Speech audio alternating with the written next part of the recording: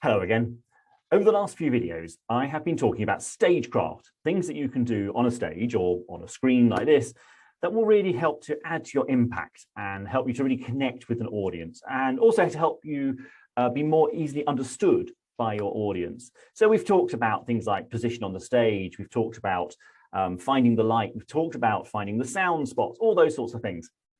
But, and this might sound slightly strange, all of these are rules that can be broken.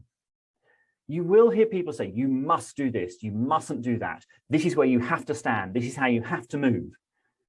And sometimes that guidance can be good. And certainly a lot of the things we've talked about in the previous videos are things that I would suggest you try, but don't get too hung up on it. Too many people will start thinking, oh crikey, I've got to be there now, and I've got to be there now. And actually they end up in their head, they end up forgetting what they want to say, they end up panicking, and it all rather falls apart.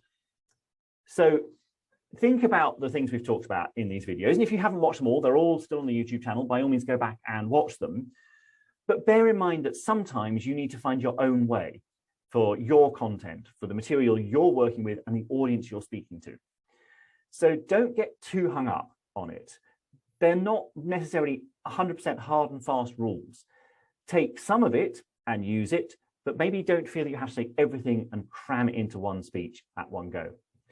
Now, that might sound like a slightly odd thing for me to say as a speech coach, say that actually the rules I've just given you, you can break them, but I think you need to be doing what's right for you. What I've said, what I've talked about in stagecraft are guidelines.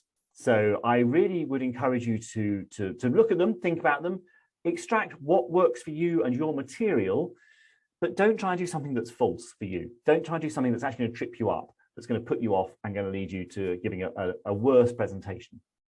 So that's stagecraft. We're going to come back to that topic over the next few videos, but we're going to move on to new topics for the next video. So thanks for watching this. If you came to this via my email newsletter, while you're here, please do subscribe to my YouTube channel and you'll be notified when I release new content. If you came here via YouTube, then in the description below, you will find a link to my email newsletter, and that will allow you to receive a fortnightly update with top tips on presentations and communications, and also a roundup of great content from around the web.